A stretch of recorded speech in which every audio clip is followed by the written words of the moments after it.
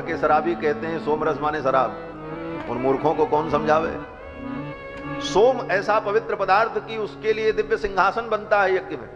उस सोमलता को उस पर रख करके उसका आतिथ्य करते हैं, और जिस सिंहासन पर उस सोमलता को रखते हैं उसका नाम सोमा संधि होता है। ये सब हमने देखा है अपनी आंखों से, तब मैं कह रहा हूं उस यज्ञ में कैसे ये सब कार्य किए जाते हैं। तो महाराज उस सोम रस का जब ऋषि लोग पेषण कर रहे थे, उसका रस निकालने के लिए पृथु महाराज के यज्ञ में तस्मिन्नेव महायज्ञे जज्ञे प्राज्ञोथमागध,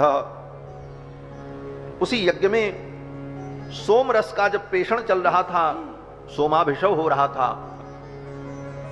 तो जो सूतिका थी जहां पर उसे पीसा जाता था, उसी सूतिका वेदी से एक दिव्य महापुरुष का प्रादुर्भाव हुआ।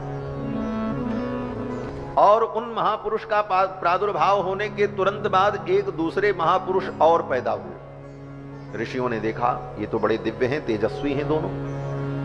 तो जो पहले प्रकट हुए उनका नाम ऋषियों ने कहा ये यज्ञ की सूतिका से प्रकट हुए हैं, इसलिए इनका नाम सूत होगा। वही सूत जी महाराज हैं जो पुराणों की कथा सुनाते हैं। ये विष्णु पुराण में प्रमाण है। कहते हैं प्रोक्तौ तदा मुनिवरैस्ता उभौ सूतमागधौ, और जो दूसरा उत्पन्न हुआ दिव्य पुरुष उसका नाम ऋषियों ने रखा मागध।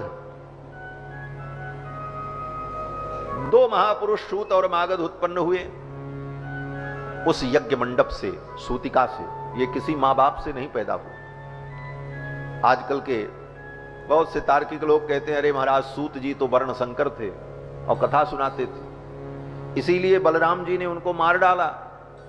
भागवत में कथा है ना कि बलराम जी जब तीर्थ यात्रा करने गए तो तीर्थ यात्रा करते करते नैमिषारण्य पहुंचे। नैमिषारण्य में सूत जी महाराज अपनी व्यासपीठ पर बैठ करके 88,000 शौनकादि मुनियों को कथा सुना रहे थे।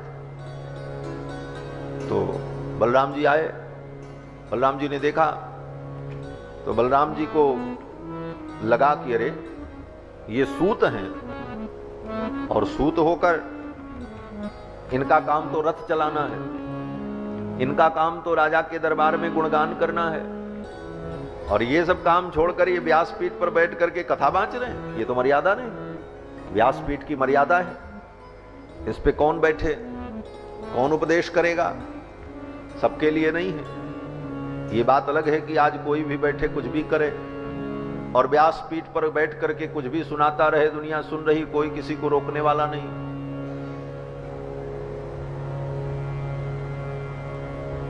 और जो चाहे सो करे। लेकिन जब मर्यादा का युग था तो हर लोग अपनी मर्यादा में रहते थे, और मर्यादा का उल्लंघन करने वाले को दंड भी मिलता था। श्री बलराम जी महाराज को लगा कि ये सूत हैं और कथा सुना रहे। बलराम जी ने अपना हल मूसल उठाया और पूछा न देखा, सूत जी को मार डाला महाराज, सूत जी को मार दिया। जब सूत जी मर गए तो सभी ऋषि मुनि आए, बोले महाराज आप भगवान हैं, परमात्मा हैं, और आपने इनको मार डाला, अब हम कथा किससे सुनेंगे, इतनी बढ़िया ये कथा सुना रहे थे, आपने इनको मार दिया। तो बलराम जी ने कहा ये वर्ण शंकर और ये व्यासपीठ पर बैठ करके कथा सुना रहे हैं, ये मर्यादा नहीं है। ऋषियों ने कहा नहीं महाराज आपको भ्रम हो गया, ये दिव्यात्मा हैं, ये अयोनिज हैं, और ये यज्ञ से प्रकट हुए हैं, परम पवित्र हैं। यज्ञ से उत्पन्न होने वाला अयोनिज, उसके लिए ये सब सारे नियम नहीं है, वहां वर्ण संकरता का तो कोई प्रश्न ही नहीं, और आपने इनको मार दिया, अब मैं कथा किससे सुनूंगा। तब बलराम जी ने कहा अगर ऐसी बात है तो इनके जो पुत्र हैं उनके अंदर वो दिव्यता आ जाएगी, क्योंकि आत्मा वही जायते पुत्र, आत्मा ही पुत्र के रूप में होती है। तो इनके पुत्र जो रोमहर्षण हैं वो कथा सुनाएंगे, वो इनकी गद्दी पर बैठ करके सुनाएंगे, और वो जब गद्दी पर बैठेंगे तो उनके अंदर इनका सारा ज्ञान विज्ञान आ जाएगा। महाराज आपने इनको तो मार दिया, अब आपको ब्रह्म हत्या लग गई, क्योंकि यज्ञ के द्वारा उत्पन्न ब्रह्म में ऐसे सूत का वध आपने किया है। तो देखो मर्यादा कितनी अद्भुत होती है। बलराम जी ने कहा अगर ऐसी बात है तो मैं इसका प्रायश्चित करूंगा, और बलराम जी ने सूत वध का प्रायश्चित किया। तीर्थों में यात्रा करके कई वर्षों तक तीर्थों में घूम घूम करके अपने उस कर्म का बलराम जी ने प्रायश्चित किया। और फिर वही बात आती है कि अगर कोई तर्क करे कि बलराम जी तो भगवान हैं, 24 अवतार में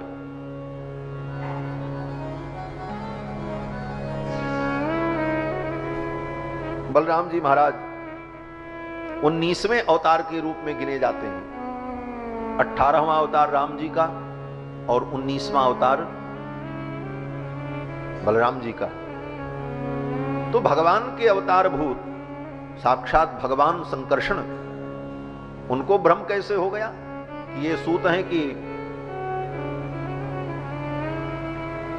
शंकर हैं, वो पहचान नहीं पाए।